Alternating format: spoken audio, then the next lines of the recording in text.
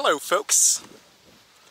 It's clearly not the day when you're watching this, but today is July 4th, 2021. So from me to you all, happy Independence Day.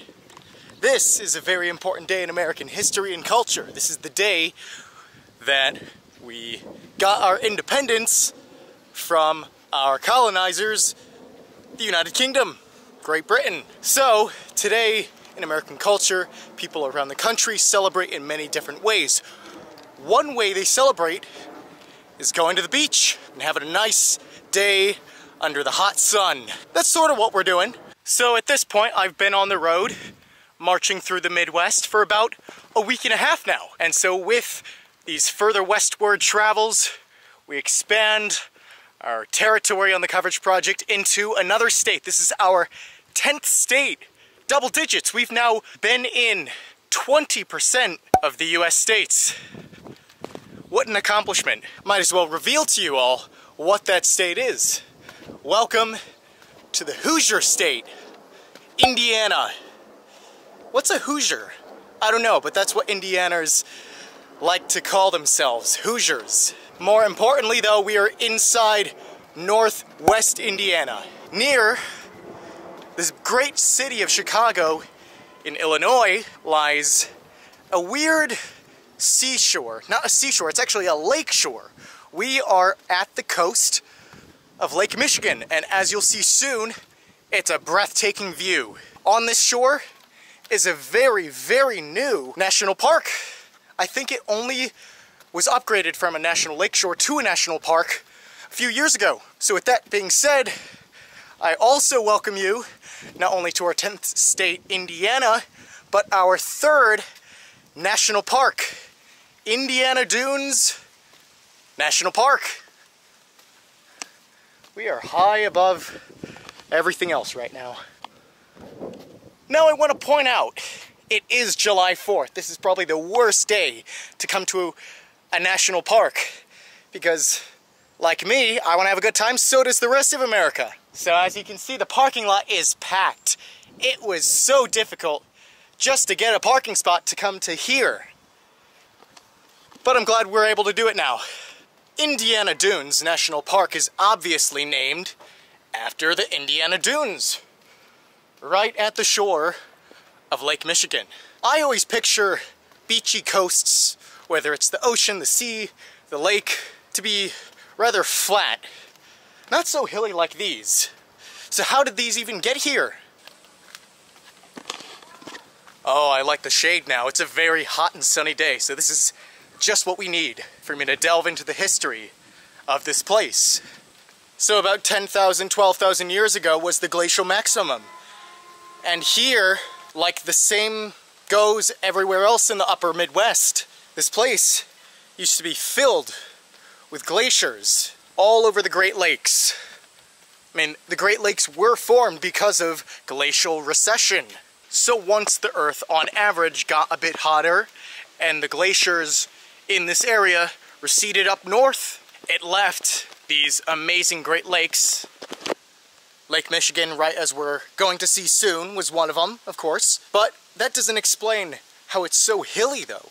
And so, as time went on, wind patterns just happened, and a lot of the sediment from similar areas, nearby locations, got swept up by the wind, placed here, and over thousands of years, all this dirt and sand accumulated to make these very hilly dunes that we're seeing right now. And we're right on the coast of Lake Michigan. See, this is just incredible. Let's get a better view.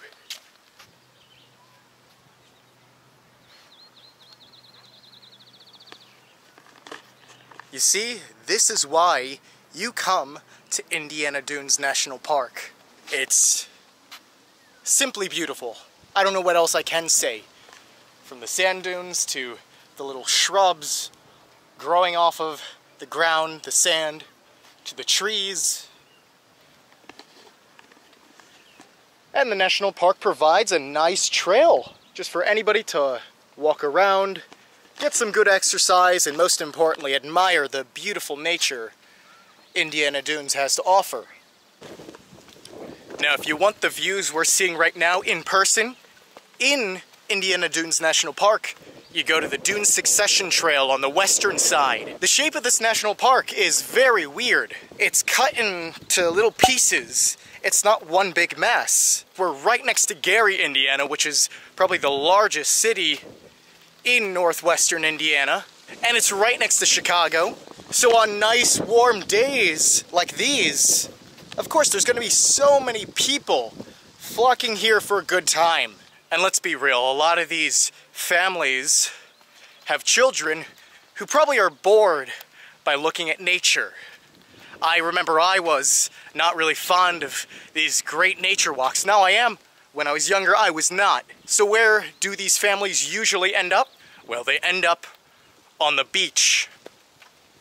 That is the main attraction here at Indiana Dunes National Park.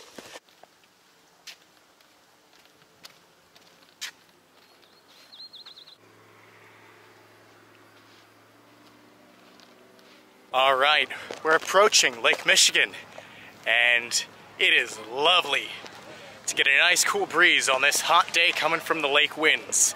Well, let me show you the reality of being at a national park on July 4th. Yep, everybody loves a day on the beach.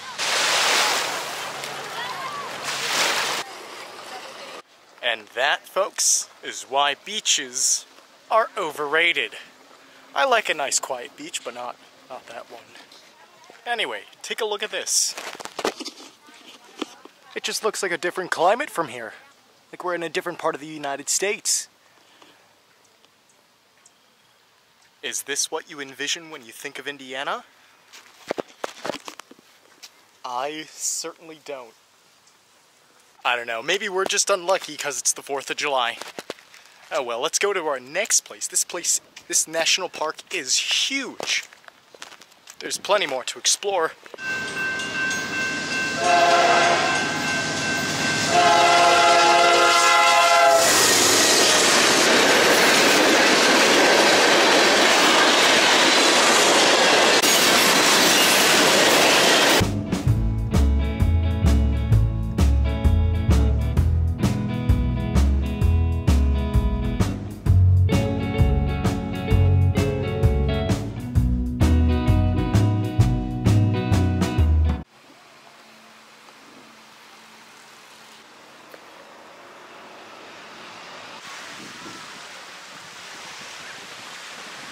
Folks, you are looking at the house of the future.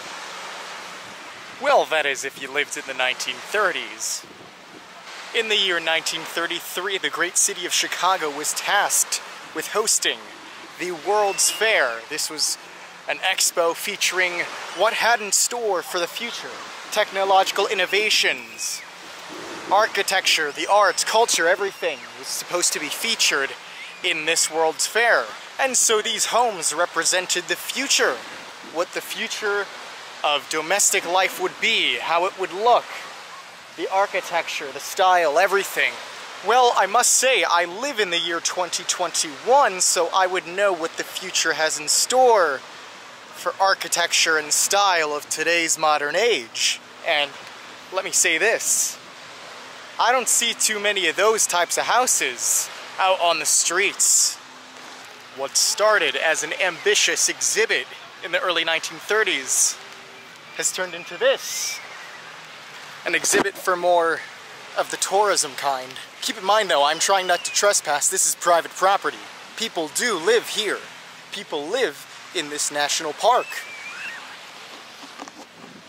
These houses were transported from the city of Chicago all the way to Indiana Dunes National Park for any onlooker or passerby just to see, admire what people in the 30s thought would be the future. Here's another example of those century-in-progress houses from the World's Fair in Chicago. Once again, it is private property still. Look, but don't go too close if you visit. Yeah, what a nice idea it would be if one could live right at the shore of Lake Michigan in one of these modern, futuristic houses.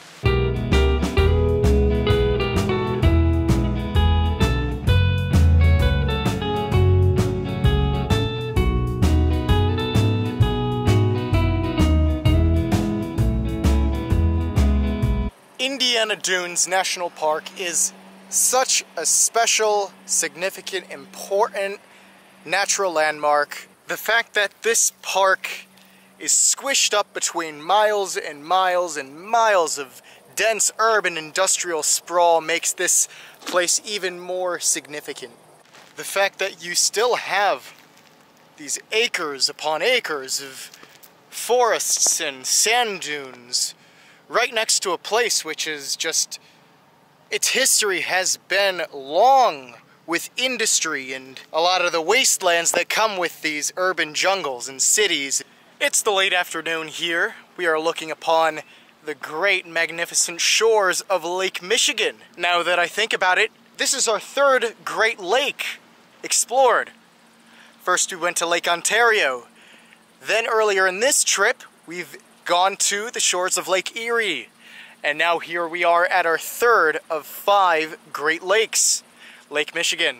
Unfortunately, we will not get to visit Lake Huron or Lake Superior in this trip, but who knows what the future holds. But that's just awesome. We've explored 3 Great Lakes. Isn't this Lakeshore just so breathtaking with its... It doesn't look like the waters are too murky, which is surprising because Chicago is right over there. You can actually see the rocks below the surface of the water. I want us here at the Coverage Project to make good progress with travel, so for the time being, this is going to be our first and only stop in Indiana for a good week or so. We're gonna come back, we're gonna explore the southern part of Indiana. In the meantime, we have to move on westward. What excites me though is that this is our first time being in the central time zone. You know, as I was driving, I thought I wasn't gonna make good time, but as we were driving west, I was allowed to turn my clock backward 1 hour. So I made an extra hour of time, which is always good. It is truly exciting for me personally, I don't know about you all, that we're getting out of the Eastern time zone area and move into Central time zone. Different parts of America being explored here at the Coverage Project. I find it kind of funny. Do you think of beautiful lake shores when you think of Indiana? No. I'd personally think of rolling farmlands and very peaceful meadows and, well, Indianapolis, the center city, but overall a very down-to-earth state, I would say. To me, Indiana feels like the state where the culture really changes from east to the center of the country. With Ohio, yeah, you sort of get that Midwestern charm, but with cities like Cleveland, and then northeastern Ohio, and then the mountains of southeastern Ohio, you still feel like you're either in eastern United States or Appalachia country. To me, with Indiana, it feels almost like you're getting out of the eastern United States and really getting into the center of the country. You can really feel that you're no longer under any sort of East Coast influence. I'm very glad we got to make our debut into the Hoosier State, Indiana, our 10th state covered here on the Coverage Project. And what better place is there to visit for the first trip to Indiana than Indiana Dunes National Park. I'm getting pretty tired. It's a pretty hot day. I'm sweating like crazy, so I'm gonna end the video off here. After a day filled with adventure, I'm glad to end it here on the shores of Lake Michigan. So, taking our grand view of the beautiful Lake Michigan, more travels to come. I will see you at the next location.